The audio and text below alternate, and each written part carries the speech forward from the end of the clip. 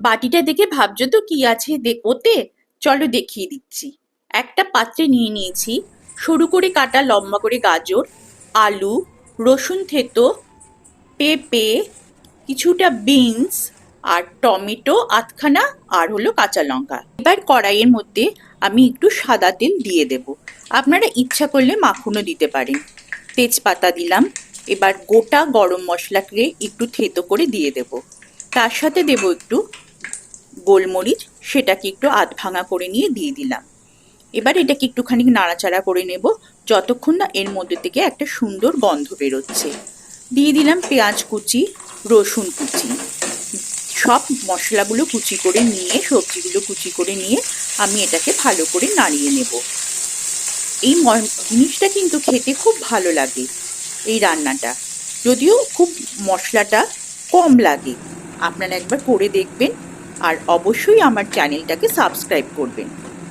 এবার আমি সমস্ত সবজিগুলো ওর মধ্যে দিয়ে দিলাম।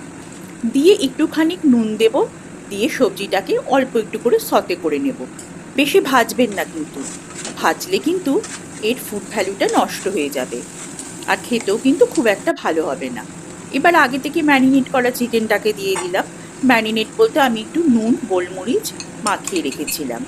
এবার আদা বাটা রসুন বাটা দিয়ে এটাকে ভালো করে একটু নাড়িয়ে চাড়িয়ে নেব, যাতে চিকেনের আষ্টে গন্ধটা নষ্ট হয়ে যায়। চিকেনটাকে এবার আমি সব মশলার সাথে একটু নাড়িয়ে চাড়িয়ে নেব। চিকেনটাকে একটু ভালো করে সতে করে নেবেন, তবে বেশি নাড়াবেন না। পারলে একটু বাটার দিয়ে দেবেন। আমরা বাটারটা একটু কম খাই বলে সাদা তেলেই করছি।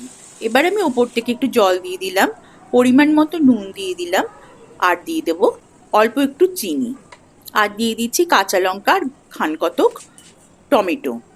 টমেটোগুলো কিন্তু আপনি স্ম্যাশ করে দেবেন না, মাঝখানে কেটে দেবেন। এটা কিন্তু গলে গেলে ভাল লাগবে না, আর লঙ্কাগুলো যদি লাল লাল হয় দেখতে কিন্তু ভারী সুন্দর লাগে। এবার আমি এটাকে চাপা দিয়ে ফুটতে দেওয়ার টাইম দেব। কিছুক্ষণ ফুটুক। ওই যে ফোটা শুরু হয়ে গেছে, কি সুন্দর দেখতে হয়েছে না? এবার আমি এর মধ্যে খানিকটা বিনস দিয়ে দিলাম। বিনসটা পরে দিলাম এই কারণেই যাতে বিনসটা গলে না যায়।